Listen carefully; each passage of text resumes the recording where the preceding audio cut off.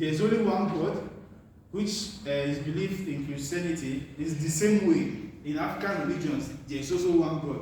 Not knowing that, like in the Yoruba tradition, they believe in the Olodumare as the supreme God, but there are other small gods like the Ogun, the Shango, and the Orisha, but they did not take notice of all these things. Instead, they just try to compare it with Christianity. It's one God in African religions, one God in Christianity. And Hellenization here, meaning trying to, the spread of Greek culture to other people's culture, they try to kind of compare it with the way the Greeks were doing their things.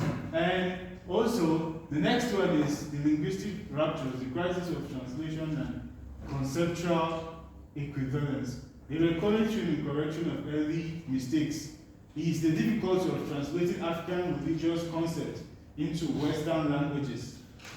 Many early errors were fundamentally linguistic, as translators relied on direct reference that ignored the cultural lifeboat of original terms. So, like in most of our African cultures, a word can mean different things, depends on how it is being pronounced. So some of those early writers must have taken note of those words that were not pronounced well.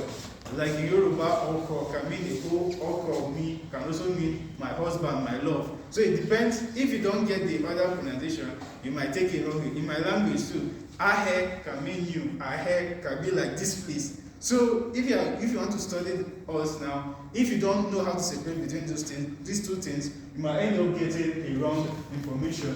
And then polysemy and the oral spell. The modern research into translation highlights the problem of polysemy within multiple words with multiple layered meanings, which early writers reduced to a single meaning, just as I was saying. Achieving conceptual equivalence requires understanding how a word relates to the entire social and spiritual environment, and their failure to account for the oral and sonic sphere of the African languages, which where subtle shift in tone or vocal length can change the word's meaning entirely. So at this point, my brother Martin will take over.